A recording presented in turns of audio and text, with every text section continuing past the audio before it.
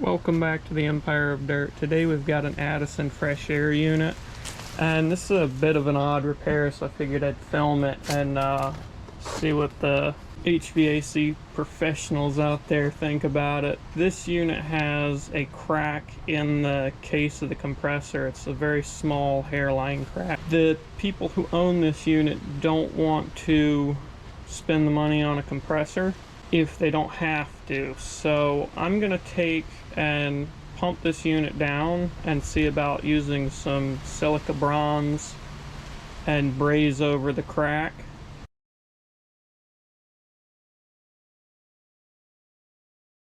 You can see what we're dealing with.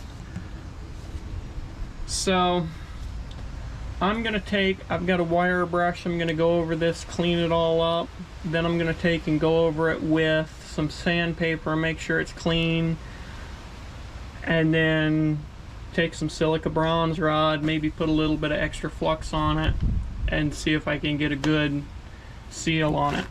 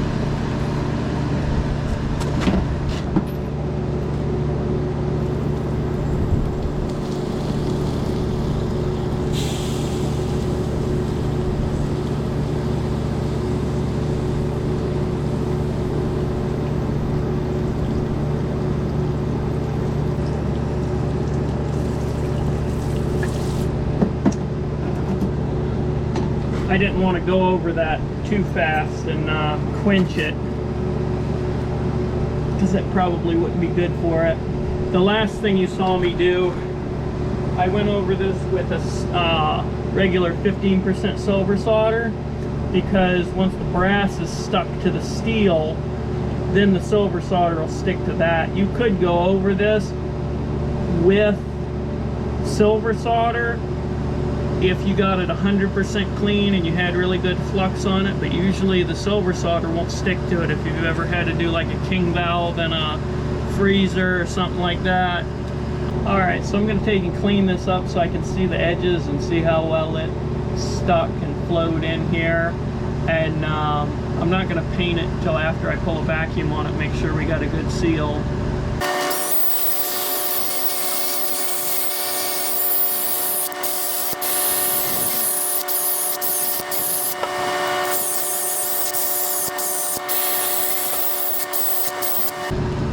Alright, so that's what it looks like after we got done. You see we got a good flow. Typically that's where I'd be a little concerned about, is at the bottom. If you have it roll over the metal and drip down like that, that might not be stuck under there, but when I was heating it, you could watch it flow all the way down and past the button. I didn't want to get it too hot to where it was just dripping off, because I want enough material on here to strengthen this area in case it is an issue with vibration or something like that causing that crack. The brass isn't as strong as steel, but when you build it out that thick, it should be strong enough to prevent any further cracking. On the other hand, brass is fairly brittle, so you never know.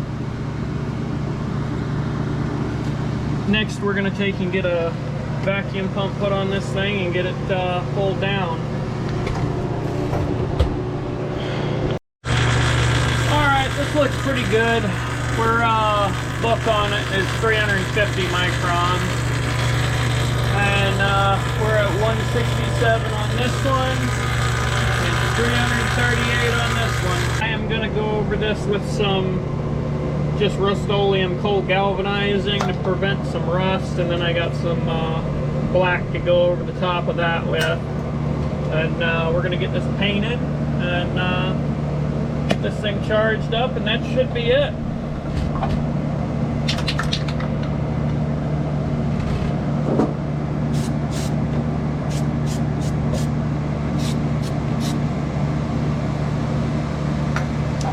We'll let that dry for a minute.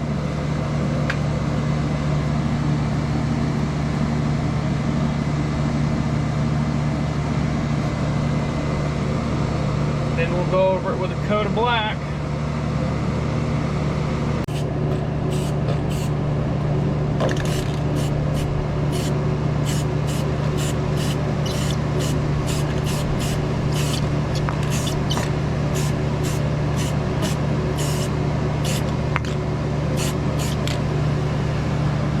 I'm waiting for paint to dry on this one, and we'll run it for a little while, finalize the charge and everything. I'll put the heater, the case heater back on the compressor. We'll get some degreaser in here and get all this oil cleaned up in here. One of the reasons I didn't clean up on the way through here, because normally I'll, you know, whenever I'm done with a tool, because you're waiting on a pump or whatever, I'll take and clean up the work area and get all the stuff picked up. But the reason I didn't is because this unit that's right beside it actually has a leaking filter dryer, and I was here for this unit because this unit wasn't cooling, and then I found, because you could see the oil draining down the side of the you can see the oil draining down the side of this other unit. You can see it coming out around the door and everything. So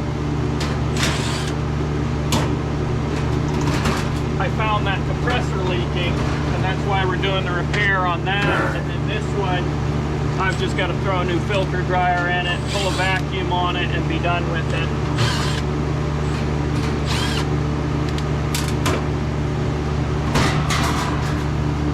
I wasn't really planning on filming this, but one of those things, you got the camera out and everything, you might as well. So this is our filter dryer here that's been leaking. This is gonna have to get cut off right here, and a new filter dryer brazed in it. I've got the tie downs loose, the screws are laying here for that, and then it's full of dirt. These things, you know, you can see where they've gotten rusty over the years. That one's gonna need it, but these are old units and they know it, so run them until they drop, I guess.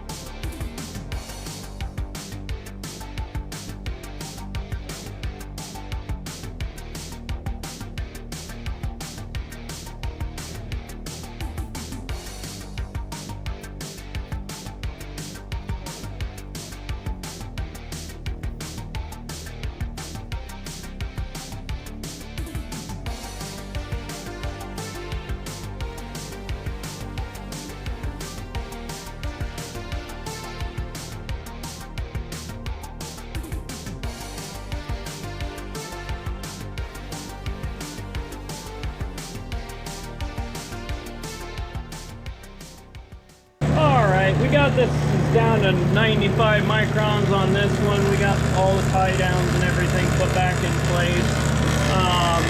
The pump is still saying 750, but it's still dropping, so we'll see how that looks in a little while. But I know that'll likely come down. Usually the pump takes a little bit longer than the gauges. The gauges tend to register a little quicker for some reason, so we got some cleaner in here, getting this all cleaned up and getting all that oil out of there. If you made it this far in the video, let me know what you thought, what you think you would have done with that. It's a bit of a weird repair. Probably wouldn't touch it normally, but this one's kind of a, you're not gonna lose anything. If the compressor is gonna fail, it's gonna fail. So on the chance that we'll save some money on it. All right, I've been here pretty much all day on this one. Let me know what you thought in the comments. Like, subscribe, tell me how terrible it was, and thanks for watching.